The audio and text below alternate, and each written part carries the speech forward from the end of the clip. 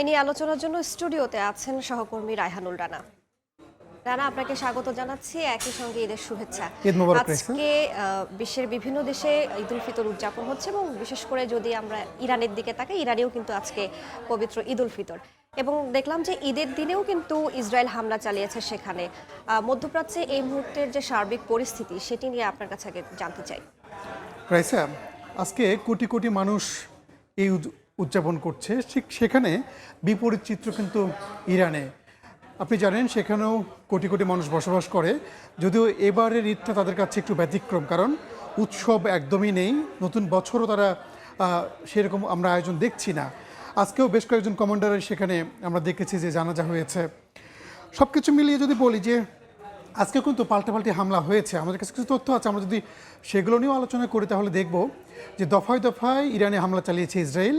ইরানও কিন্তু আপনার ইসরায়েল সহ আঞ্চলিক যে দেশগুলো সেই দেশগুলোর উপরে হামলা চালিয়েছে। আপনাকে সবশেষে একটা তথ্য দেই, ইরানের নাতাঞ্জ পরমাণু কেন্দ্র সেখানে কিন্তু একটু আগে হামলা চালিয়েছে ইসরায়েল বলে দাবি করেছে ইরানের গণমাধ্যমগুলো।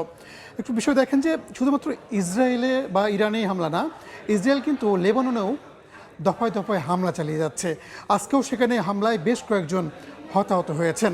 যদিও ইরানের সর্বোচ্চ যে নেতা নতুন মোস্তফা খামেনি, তিনি বলেছেন চলমান যুদ্ধে ইরানরা জয়ীর দিকে যাচ্ছে এবং তাদের যে শত্রু সেই শত্রু যুক্তরাষ্ট্র এবং ইসরায়েল, তারা পরাজয়ের দিকে ধাবিত হচ্ছে। এখানে একটু যোগ করতে চাই, আজকে আমরা দেখলাম যে হরমুজ প্রণালীতে একটু নমনীয় সুর ট্রাম্পের। আমার কাছে ওই তথ্যটা আছে রাইস, আমরা একটু ওই বিষয়টা নিয়ে একটু আলোচনা করতে চাই যে ট্রাম্পের সুর নরম। আপনি জানেন গত কয়েকদিন ধরেই ট্রাম্প একের পর এক হুঁশিয়ারি দিচ্ছিলেন, তিনি বাধ্য হয়ে তার যে মিত্র তাদের কাছে সহায়তা চেয়েছেন বারবার, কিন্তু পাননি।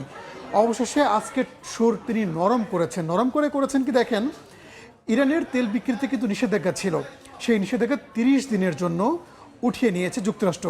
কারণ কি দেখেন, সাগরে কিন্তু এই মুহূর্তে প্রায় 14 থেকে 17 কোটি ব্যারেল ইরানের তেল ভাসছে। ভাষা বলতে বিভিন্ন জাহাজে আছে। সেই তেলগুলো আগে নিষেধাজ্ঞা ছিল যুক্তরাষ্ট্রের।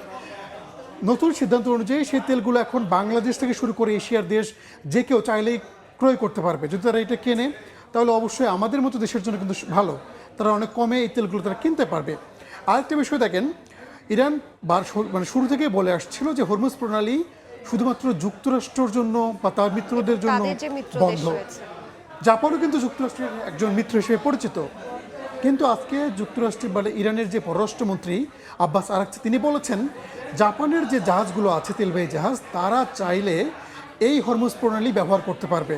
তার মানে ইরানও কিন্তু সুযোগ করে দিচ্ছে বিভিন্ন দেশকে। আপনি জানেন যে বাংলাদেশের অনেক জাহাজকে ছেড়ে দিয়েছে, ভারতের অনেক জাহাজকে ছেড়ে দিয়েছে, এরকম অনেক দেশের জাহাজকে কিন্তু তারা ছেড়ে দিচ্ছে। সবার জন্য অবরুদ্ধ থাকছে না, শুধুমাত্র যুক্তরাষ্ট্র এবং তার যারা মিত্র রয়েছে তাদের জন্য।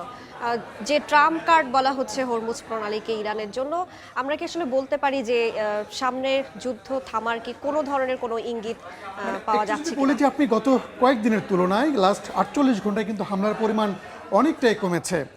যদিও অনেক গণমাধ্যম বলছে যে যুক্তরাষ্ট্র যে কোনো সময় ব্যাপক আকারে হামলা চালাতে পারে ইরানে, আবার অনেকে বলছে যে হয়তো ট্রাম্প যুদ্ধ থেকে সরে যেতে পারে, এরকম একটা কথা কিন্তু শোনা যাচ্ছে। সব মিলিয়ে বলা যায় যে যুদ্ধের বর্তমান যে অবস্থা সেটা অনুযায়ী এখনই থামার কোনো সম্ভাবনা দেখছি না। জি রানা, তবে আমাদের প্রত্যাশা থাকবে যুদ্ধ যেন খুব দ্রুতই শেষ হয়, কারণ যুদ্ধ আসলে কারোর জন্যই খুব ভালো কিছু নয়। আপনাকে অসংখ্য ধন্যবাদ আমাদের সঙ্গে যুক্ত হওয়ার জন্য। ইরান যুদ্ধ নিয়ে আলোচনার জন্য এতক্ষণ যুক্ত ছিলেন সহকর্মী রায়হানুল রানা।